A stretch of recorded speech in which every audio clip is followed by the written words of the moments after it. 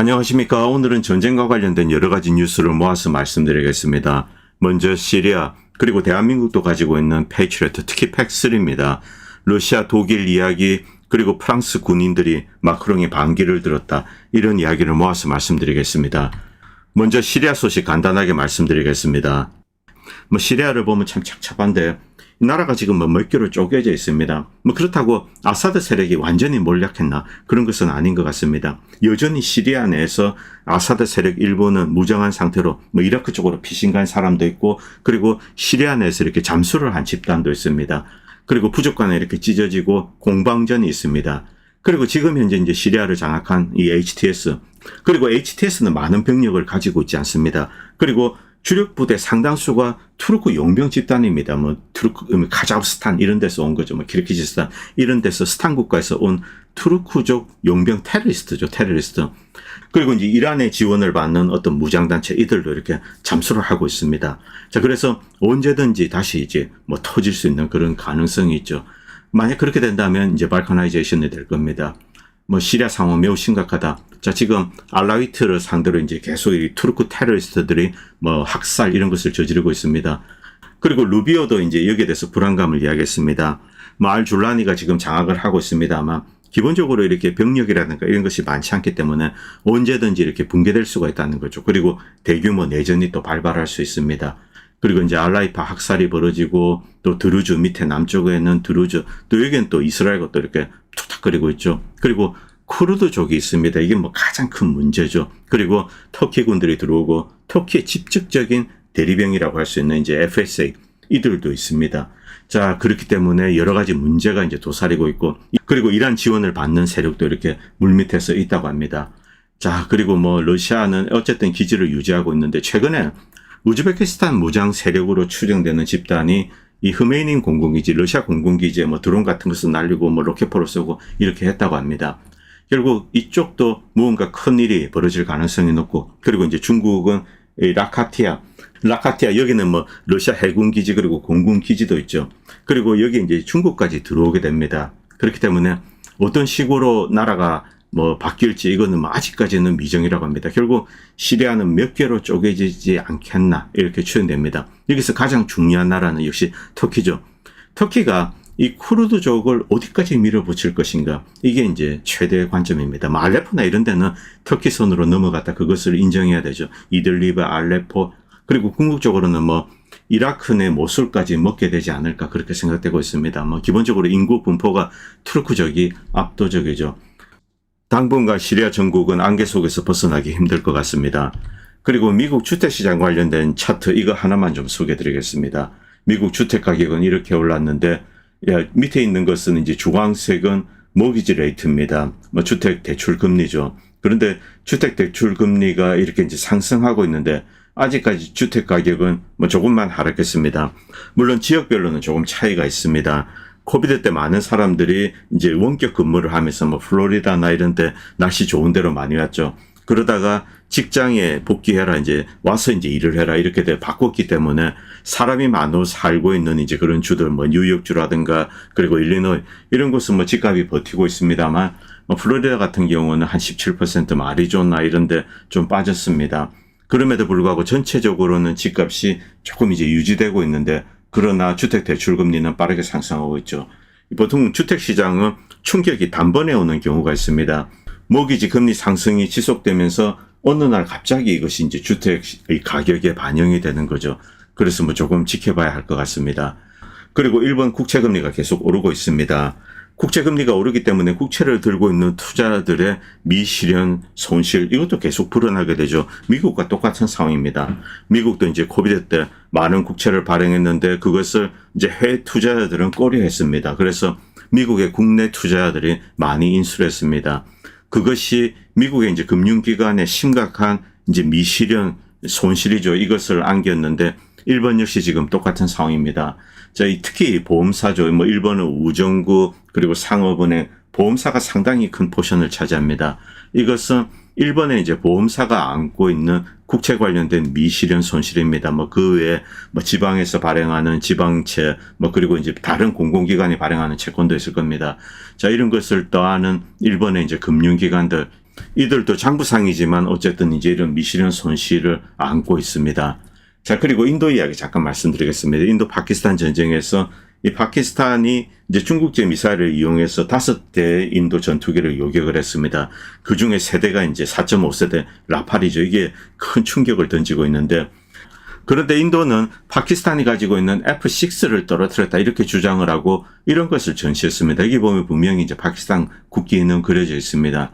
그런데 전문가들은 이것은 미그 21이다. 파키스탄은 미그 21을 갖고 있지 않습니다. 인도가 가지고 있죠. 인도가 결국 뭐 폐기된 걸 가지고 와서 이렇게 전시한 것이 아닌가, 지금 이렇게 이제 조롱을 받고 있습니다. 왜냐하면 F6는 엔진이 2개 있습니다. 쌍발 엔진이죠. 미그 21에는 이제 단발 엔진이 하나만 있습니다. 그렇기 때문에 이 미그 21 인도가 가지고 있는 거 뭐 어디 폐기된 것이나 뭐 이런 것이 있을 겁니다. 이걸 가지고 와서 파키스탄 국기를 그려 넣은 것이 아닌가, 이렇게 이제 사람들은 이야기하고 있습니다. 참 창피한 일이죠. 그러나 어쨌든 전체적으로는 인도와 파키스탄에 피해를 입혔습니다. 바로 이 브라모스 미사일 때문입니다. 이 파키스탄은 중국제 이제 미사일 요격용 대공 시스템을 가지고 있습니다만 이 브라모스를 요격하는데 실패한 것으로 그렇게 추정됩니다. 이 인도가 가지고 있는 브라모스, 사실상 뭐 러시아 미사일이죠. OEM으로 인도 내에서 생산할 뿐입니다. 이것이 이제 이 중국제 대공 시스템을 뚫고 이제 파키스탄의 뭐 공군기지라든가 이런 것을 타격했습니다. 그리고 이제 파키스탄은 너무나 많은 포탄을 이제 우크라이나에 퍼졌기 때문에 지금 뭐 인도에 대응할 수 있는 수단이 그렇게 마땅치 않습니다. 그렇기 때문에 이번 전쟁은 뭐 사실상 인도가 이긴 것이 아닌가, 뭐 이렇게 해석할 수 있습니다. 물론 뭐 5대 전투기를 잃었다, 이것은 이제 인도의 큰 실책이지만, 그러나 브라모스 미사일을 이용해서 파키스탄의 주요 거점들을 타격한 것, 뭐 이것은 틀림이 없고, 그리고 휴전 협상에 파키스탄이 더 적극적으로 나섰습니다. 자, 그리고 이제부터 이제 패트리어트 시스템 이야기를 좀 하겠습니다. 특히 팩3. 팩3는 우리가 최첨단으로 이제 분류하고 있습니다. 미국이 가지고 있는 대공 방어막. 기본적으로 팩3, 그 위에 이제 사드가 있고, 뭐 SM3, SM6 뭐 이런 게 이야기되고 있습니다. 그런데 뭐 SM3, SM6 이런 것은 너무나 비싼 미사일입니다. 이 미국조차도 이것은 많은 수량을 갖고 있지 않습니다. 이 동시에 쏠 수 있는 게 지금 44발밖에 없다. 만약에 러시아와 핵전쟁을 하게 되면 러시아 핵미사일이 뭐 수백 기가 날아오게 될 겁니다. 당장 44발만 쏠 수가 있다는 거죠. 이것 가지고 어떻게 러시아와 핵전쟁을 합니까? 불가능하다는 이야기죠. 그러나 뭐 핵전쟁은 배제하겠습니다. 그냥 뭐 중거리 단거리 미사일이 날아오고 로켓포가 날아오고 그리고 적의 전투기가 날아왔다. 자, 이때 가동될 수 있는 시스템은 바로 사드와 팩3죠. 그런데 사드조차도 수량이 부족합니다. 메인은 역시 이제 팩3입니다. 미국이 가지고 있는 주력 대공 시스템이죠. 독일에도 뭐 온갖 나라에도 다 있고 대한민국에도 이제 팩3가 있습니다. 그런데 이 팩3가 곳곳에서 실패하고 있습니다. 뭐 우크라이나가 대표적이죠. 그리고 이 이스라엘, 당시 이제 이 이란이 이스라엘의 미사일 공격을 할 때 이 패트리어트 레이더를 다 뚫고 갔습니다. 그리고 뭐 일부 파괴했다, 이제 이 대공 시스템을 파괴했다, 이렇게 이제 이란이 주장했는데, 물론 미국과 이스라엘은 부인하고 있습니다. 그리고 이스라엘은 미국보다 이제 뛰어난 대공 시스템을 가지고 있기 때문에, 자, 이것이 뚫렸다면은 팩3도 뚫린다, 이렇게 해석할 수 있는 거죠. 그리고 거기에는 사드 레이더도 있었습니다. 이것도 뚫렸습니다. 이 암체오로드가 이제 얼마 전에 이제 우크라이나에 있었던 이제 팩3 파괴되는 장면. 일단 러시아의 미사일을 요격하지도 못하고, 그리고 이 포대가 파괴되는 것, 이런 것을 보면서 이제 팩3는 명을 다했다, 이렇게 주장을 하고 있습니다. 잠깐 보도록 하겠습니다. 무려 2년 동안 킨잘, 이스칸데르 이런 게 날라왔습니다. 그런데 팩3는 무용했다는 거죠. 그런데 여기서 우리가 이 팩3의 진짜 정체에 대해서 알 필요가 있습니다. 팩3는 기본적으로 스커드 미사일, 이라크가 가지고 있던 구형 미사일, 그것을 요격하기 위해서 디자인되었고 그리고 업그레이드 되었습니다만 기본 본체는 여전히 스커드 요격용이라는 거죠. 스커드 요격은 요즘으로 치면은 뭐 드론이나 그리고 전투기, 아무래도 전투기가 스커드 미사일보다는 요격하기가 쉽습니다. 그래서 이제 전투기는 조심해야 되죠. 이 드론이나 이런 것에만 효과적이고 현대적인 공격용 미사일을 요격하는 데는 무용지물이다, 이렇게 암체오로드는 이야기하고 있습니다. 그리고 이 내용은 워싱턴 포스트 기사에도 올라옵니다. 밑에 잠깐 보도록 하겠습니다. 우크라이나의 첨단 패트리어트 시스템 팩3입니다. 이것이 며칠 전에 이제 메모리얼 데이죠. 미국 메모리얼 데이 때 자, 이 러시아가 공격하는 미사일 이것을 요격하는 데 실패하고 또 몇 개는 이제 이 발사대 자체가 파괴되었습니다. 뭐 레이더 파괴도 있다고 이야기하는데 공식적으로 확인된 것은 아닙니다. 이 결국 이 패트리어트 시스템이 러시아 미사일을 인터셉트하는데 실패했다. 이것을 워싱턴 포스트도 인정을 한 거죠. 그리고 이제 암차우로드는 구체적인 설명을 덧붙이기 시작합니다. 우크라이나 전쟁이 시작되고, 자, 우크라이나가 가지고 있는 좋은 대공 시스템이 있습니다. 바로 이제 소비에트 시절 S-300이죠. 그리고 우크라이나 내에도 S-300 공장이 있었습니다. 무려 432여 대의 발사대를 가지고 있었습니다. 그런데 이것이 뭐 끝장이 났습니다. 공장도 파괴되고, 그리고 S-300 남은 거, 물론 일부는 숨겨두었습니다만, 그동안 거의 다 파괴되었죠. 자, 그래서 미국과 서유럽은 패트리어트 시스템을 공급했습니다. 그나마 가지고 있는 것 중에 가장 뛰어난 거죠. 처음에는 뭐 팩2가 오는 게 아닌가 이런 주장을 했는데, 그런데 실제로 들어온 것은 팩3, 그들이 가지고 있는 최첨단 장비를 가지고 온 겁니다. 그런데 러시아 최신 미사일 요격에는 실패했습니다. 기본적으로 팩3는 구형 무기일 뿐이다. 우크라이나는 팩의 최신 버전인 팩3, MSE, 자, 이런 것을 다 긁고 왔습니다. 뭐 전국에서, 그리고 한국에서도 팩3를 가져오려고 이렇게 노력을 했죠. 그러나 보내지는 않았습니다. 그러나 우크라이나는 아무 성과를 얻지 못했다. 물론 드론이나 이런 것은 요격할 수 있습니다. 그리고 이제 뭐 디코이드 이런 것은 요격했지만은, 그런데 기본적으로 러시아의 공격용 미사일 이것은 요격하는데 실패한 거죠. 제대로 요격한 꼴을 뭐 거의 본 적이 없습니다. 그리고 이스라엘에서도 실패했습니다. 완전히 무용지물이었다. 문제의 핵심은 이 패트리어트 시스템이 업그레이드 거듭했음에도 불구하고 노후화되었다는 점이다. 팩3는 1991년 걸프전 이후 이라크가 연합군을 견제하는 데 사용했던 스커드 미사일, 바로 그것을 요격하기 위해서 설계가 되었습니다. 그 본체는, 기본 디자인은 바뀌지 않았다는 거죠. 자, 이것으로 현대적인 위협을 물리치는 것은 불가능하다. 필요한 운동 성능 그리고 정밀성이 명백히 부족하다. 이제 전투에서 제 기능을 수행할 수 없다는 거죠. 대한민국도 팩3를 가지고 있습니다. 북한 미사일 요격하는데 무용지물이다. 자, 한국 정부는 이런 주장을 하고 있지 않습니다. 팩3가 북한이 쏘는 미사일, 로켓포 이런 것을 요격할 거다, 이렇게 이야기를 하고 있죠. 그렇지 않다는 겁니다.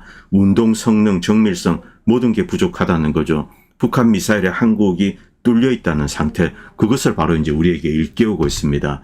미 육군은 여기에 대해서 어떤 대응을 했는가? 제대로 한 것이 없다는 거죠. 돈만 퍼부은 겁니다.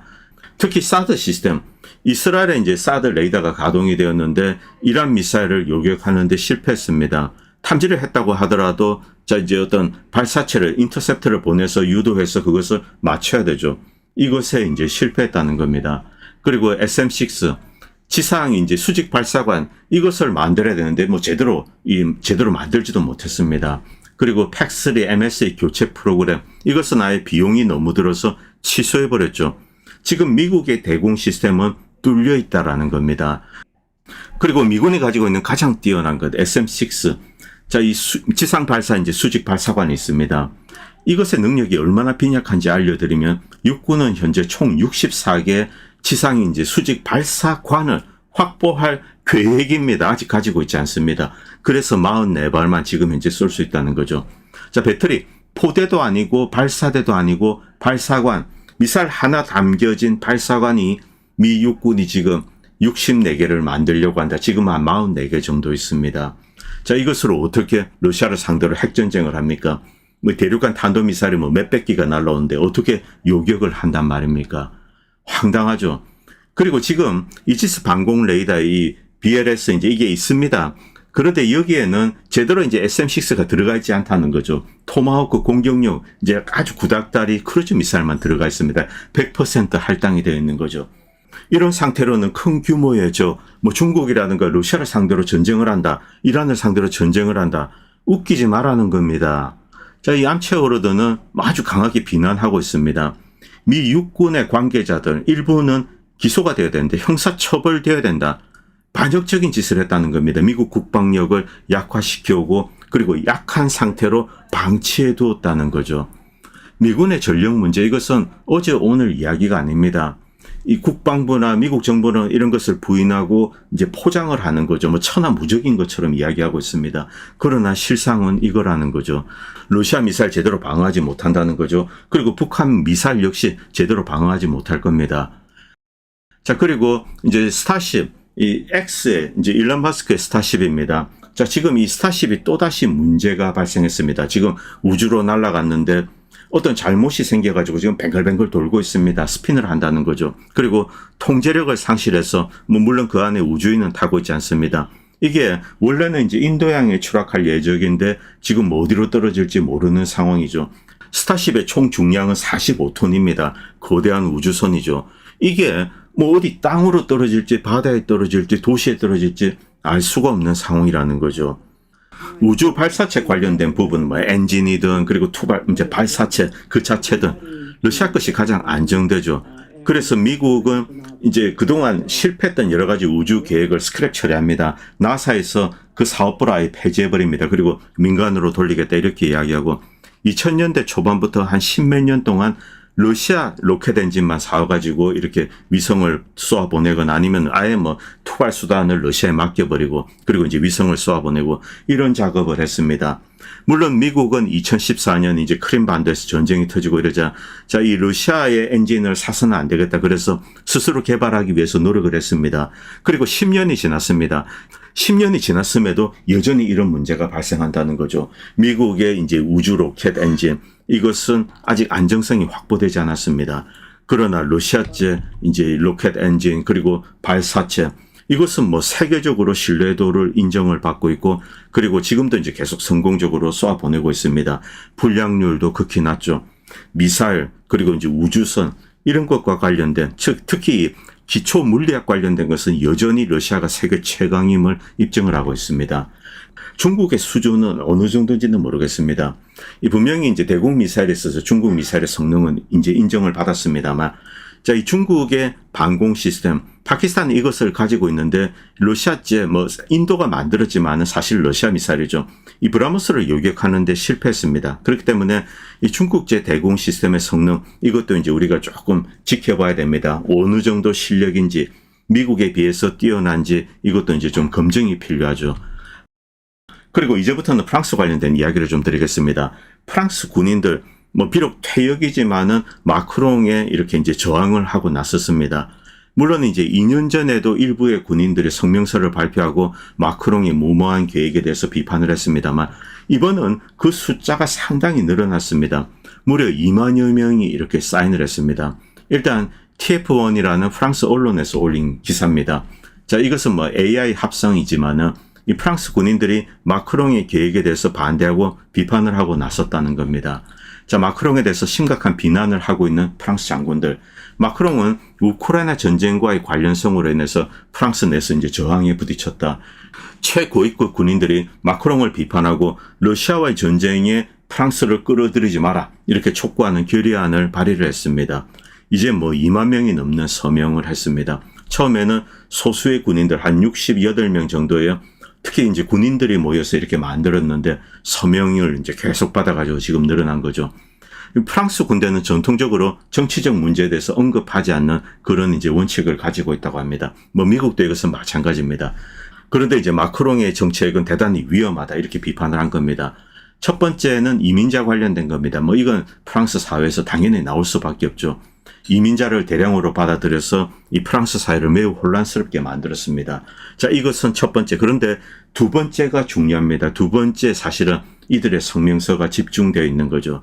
프랑스 정부는 러시아와의 직접적인 충돌로 지금 프랑스를 끌고 가고 있다. 이것은 조국 방위와 국가 이익을 우선시하는 이 헌법에 보장된 어떤 조항이 있습니다. 이것에 위배된다. 마크롱은 처벌받을 수 있다. 이런 이야기까지 하고 있습니다. 이것은 프랑스 국가의 이제 두 가지 중요한 원칙을 위반하고 있다. 첫 번째는 절차다. 의회를 우회해서 전쟁 물자를 지원하는 겁니다. 그리고 두 번째는 러시아 연방과의 이제 직접적인 충돌로 전쟁으로 프랑스란 나라를 끌어들이고 있다는 거죠. 분명히 프랑스는 러시아와 전쟁 중이 아닌데 러시아와 전쟁에 프랑스가 뛰어들었다는 겁니다. 자, 이것은 형법을 위반한 거다. 외국 또는 외국 기관에 군수물자 장비를 제공하는 자는 45만 유로의 벌금과 30년의 징역형에 처할 수 있다. 이런 법이 있답니다. 이것에 위배했기 때문에 마크롱은 처벌받을 수 있다.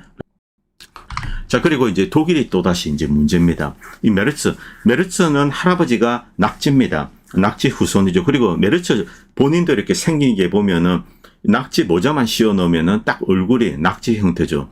그런데 메르츠는 기본적으로 글로벌리스트입니다. 월드 이코노믹 포럼 글로벌리스트 아젠다에 복종하면서 살아온 인물이죠. 바로 어디 소속입니까? 블랙락 소속이었습니다. 이 글로벌리스트 하수인으로서 독일에 이제 수상이 되었습니다. 그런데 여기서 이제 또다시 타우러스 미사일이 등장했습니다. 그리고 메르츠는 이런 이야기를 했습니다. 영국, 프랑스, 그리고 이제 우리뿐만 아니라 미국 역시 사거리 제한, 이제 미사일이 날아가면 300km 갈 수 있다 이런 게 있죠. 사정 거리가 있습니다. 이것에 대한 제한을 푸는데 동의를 했다 이런 이야기를 했습니다. 그러나 실제로 미국은 여기에 동의하지 않았습니다. 그리고 독일 내에서도 여기에 대해서 이제 합의를 보지 않았습니다. 메르츠는 TV에 나와서 이제 이런 발언을 했죠. 그리고 이런 발언도 했습니다. 전쟁은 한쪽 혹은 양쪽이 모두 경제적, 군사적으로 이제 고갈되었을 때 끝에 끝나게 된다. 그렇기 때문에 우크라이나가 고갈되는 것을 막으면은 전쟁은 계속 지속될 수 있다. 최후의 한 명 우크라이나인까지 갈아넣겠다. 바로 이런 이야기를 하는 거죠. 이 발언에 담겨진 어떤 악마성 그리고 낙지성 이건 우리가 쉽게 알 수 있습니다. 생긴 게 여기다가 딱 모자만 뒤집어 씌우면 전형적인 낙지죠, 낙지. 그리고 이제 독일의 이 토러스 미사일이 등장했습니다. 토러스는 스톰 섀도우보다 조금 더 이제 멀리 나가고 그리고 파괴력이 좀 큰 것으로 그렇게 알려져 있습니다. 기본적인 디자인은 거의 유사합니다. 그리고 다른 기능도 거의 유사합니다.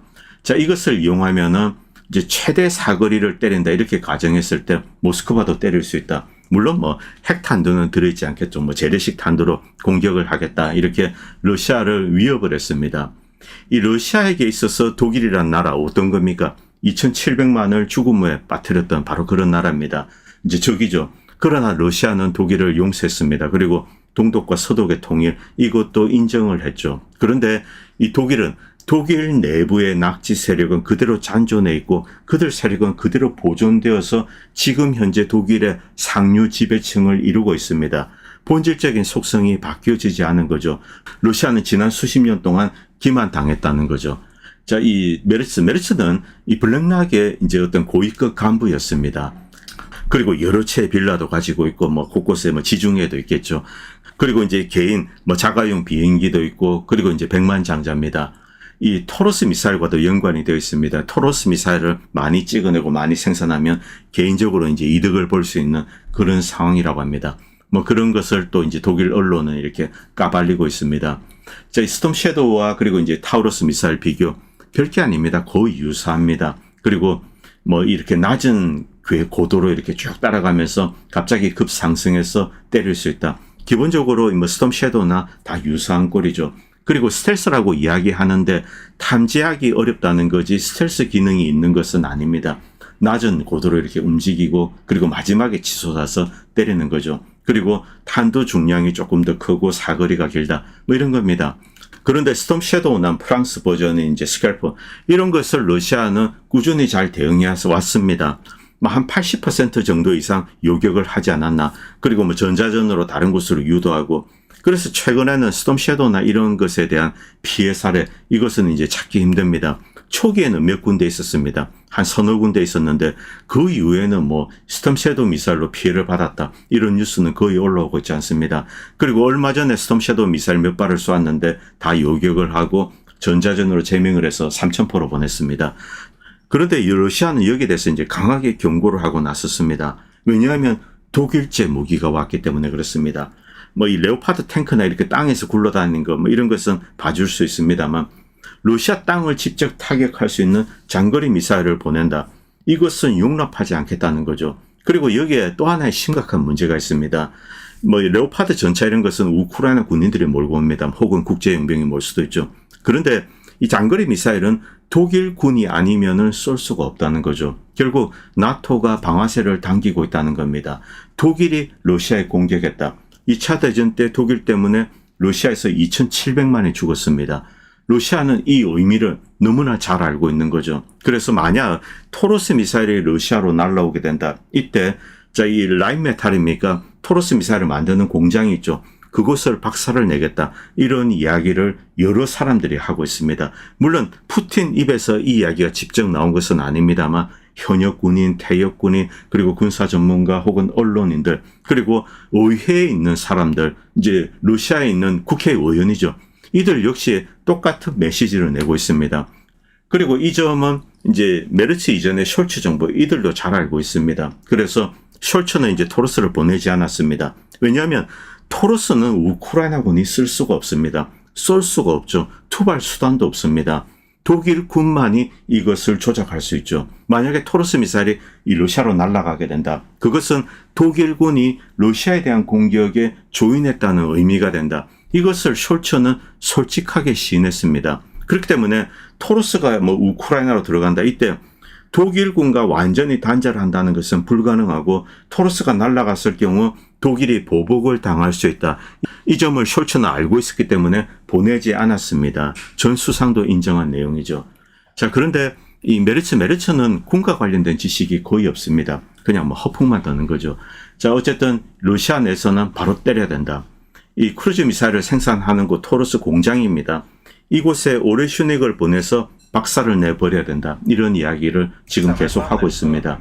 자, 장거리 미사일로 이제 모스크바를 타격한다. 이 경우 바로 이제 독일의 보복 조치를 가하겠다. 이렇게 경고를 하고 나섰죠. 만약 러시아가 독일의 이 토러스에 대응해서 직접적인 공격을 한다. 이때 사용될 수 있는 게 오레슈닉이죠. 그냥 날아가면은 그 공장은 작살이 날 겁니다. 만약 오레슈닉으로 이제 대응하게 되면 영국까지는 17분, 베를린까지는 11분입니다. 유럽 전역을 타격할 수 있습니다. 자, 이 메르츠는 해서는 안 될 말을 했죠. 그리고 현실적으로 불가능합니다. 메르츠의 이 발언 이후 당장 이제 부총리가 부인을 했습니다. 그리고 국방장관도 이것의 가능성에 대해서는 시인을 하지 않았습니다. 아직 동의되지 않았다. 메르츠가 혼자 한 이야기입니다. 이런 식으로 독일 내에서도 메르츠의 발언을 부인했습니다. 그런데 메르츠가 왜 이런 짓을 했을까? 여기에는 여러 가지 이제 그의 개인적인 성향, 그리고 이 메르츠가 기본적으로 외부 글로벌리스트에 통제된다는 그런 사실, 이것과 연관돼서 이제 우리가 생각해 볼 필요가 있다는 거죠. 메르츠가 이제 TV에 나와서 이런 이야기를 했을 때 이 표정, 얼굴 보면은 이렇게 이제 그 사람의 심리 상태 이런 것을 분석하는 사람들이 있습니다. 그것을 봤을 때 분명히 이 메르츠가 일종의 이제 연극을 하고 있다는 거죠. 어설픈 움직임, 몸짓, 그리고 어색한 미소. 자, 진지하게 이야기하는 것이 아니라 허세를 부리고 있다. 그런데 러시아 논평가들은 이 허세 뒤에 있는 것이 사실은 더 심각한 문제가 있다는 거죠. 자, 메르츠가 왜 허세를 부렸을까?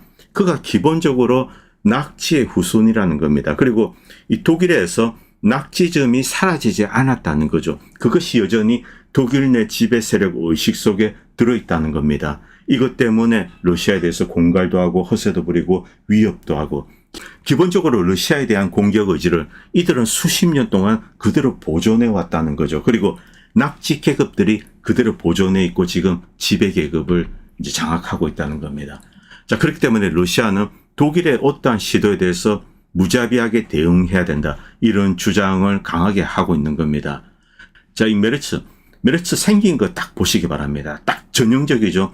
이 얼굴에, 이 머리에다 모자만 딱 뒤집어 씌우면은 전형적인 낙지입니다.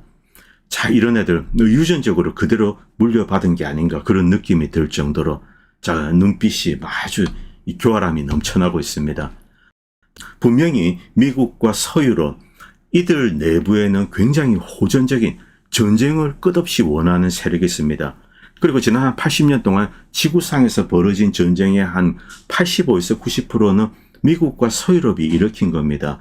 그리고 일부 10몇 %는 이웃 국가 간의 충돌 이런 게 대부분입니다. 미국과 서구와 상관이 없는 거죠. 아프리카 내에서 이웃 국가끼리 충돌하고 이런 것들이 대부분입니다. 그리고 이런 것은 규모가 작습니다. 큰 전쟁은 100% 미국과 서유럽이 일으켰다 이렇게 봐도 틀리지 않습니다. 왜 이런 짓을 하는가? 전쟁을 통해서 이익을 보려는 세력도 있고 전쟁 자체를 좋아하는 세력이 있을 수도 있다는 거죠. 전쟁으로 야기되는 비극, 파괴, 죽음, 국가의 소멸, 분열 이런 것을 즐기는 인간들이 있는 게 아닌가. 이런 생각을 저는 지울 수가 없습니다. 착잡한 일이죠. 오늘 방송은 여기까지 하도록 하겠습니다. 감사합니다. 본 채널은 시청자님들의 후원으로 유지됩니다. 여러분의 도움은 작은 미디어에 큰 도움이 됩니다. 감사합니다.